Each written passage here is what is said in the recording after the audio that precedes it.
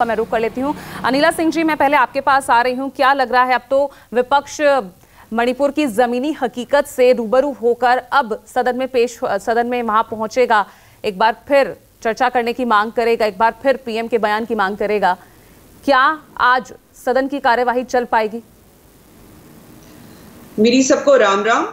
और सदन की कार्रवाई चलनी चाहिए। सदन की कार्रवाई ये लोग नहीं चलने दे रहे हैं। एनडीए सरकार की वजह से, भारतीय जनता पार्टी की वजह से। अगर इनको परेशानी भारतीय जनता पार्टी से, अगर इनको परेशानी नरेंद्र मोदी जी से है, तो आप उसका दूसरा तरीका अख्तियार करिए। क्योंकि पार्लियामेंट जो है ना वो भारतीय जनता पार्टी की है, ना वो एनडीए की है, ना वो नरेंद्र मोदी जी की है।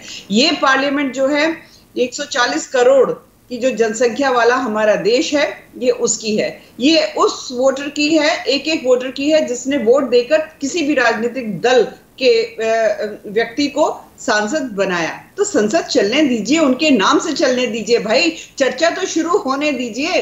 इतने terms and condition. Rahul Gandhi ji वहां पर गए थे, तो क्या वहां पर हालात देखकर नहीं आए थे कि एक पूरी की पूरी टीम यहां पर गई हुई है?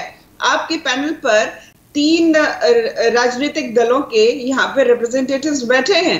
विवेक जी बैठे हैं, यश जी बैठे हैं, गिनेन्द्र जी बैठे हुए हैं। इन तीनों से एक चीज पूछ लीजिएगा। अभी बहुत कुछ बोलेंगे मणिपुर के बारे में।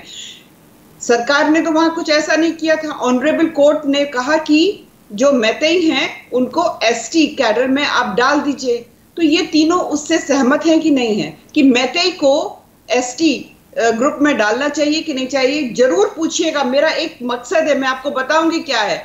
दूसरी बात यहां पर यह है कि अगर इफ एंड बट्स लगाकर ये लोग लगातार पार्लियामेंट जो है नहीं चलने देंगे और कहेंगे कि नहीं, केवल और केवल नरेंद्र मोदी जी जो है, नरेंद्र मोदी जी अगर बोलेंगे तो पार्लियामेंट चलेगा, नहीं तो पार्लियामेंट नहीं चलेगा। पूरा भारत देख रहा है, पूरा विश्व देख रहा है कि अगर आपकी ये जिद है, तो ये जिद आपकी व्यक्तिगत जिद है। ये आप घबरा रहे हैं। यानी कि 9.5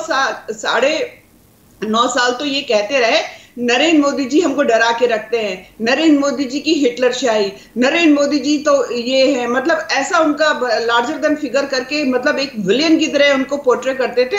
जनता लगातार आशीर्वाद दे रही थी और अब आखिरी साल में कहते हैं डरो मत। मतलब एक चीज पे तो टिको भैया। एक तरफ कहते हैं कि हम मोदी जी से डरेंगे नहीं, यही बोल रहे हैं ना लगातार, हम मोदी जी से नहीं डरेंगे। और 9.5 साल कहते रहे मोदी जी बहुत डराते।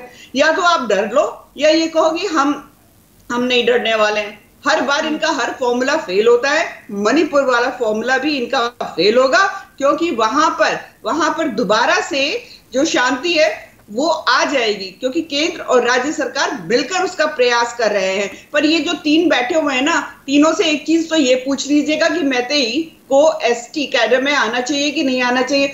दूसरा ये पूछ लीजिएगा, तीनों बैठे हुए, कि भैया नाम तो बता दो जो 21 लोग गए हैं, इनसे आपस में पूछ लीजिएगा। इनके राजनीतिक आप बैठे हुए ना आम आदमी पार्टी के, इनसे पूछ लीजिए कि कांग्रेस के कितने रिप्रेजेंटेटिव गए, और दूसरे से पूछ लीजिएगा नाम कि समाजवादी पार्टी से कौन गया है। केवल चिल्लाते हैं ये लोग, धरातल पे कुछ नहीं है, 0 0। ठीक है।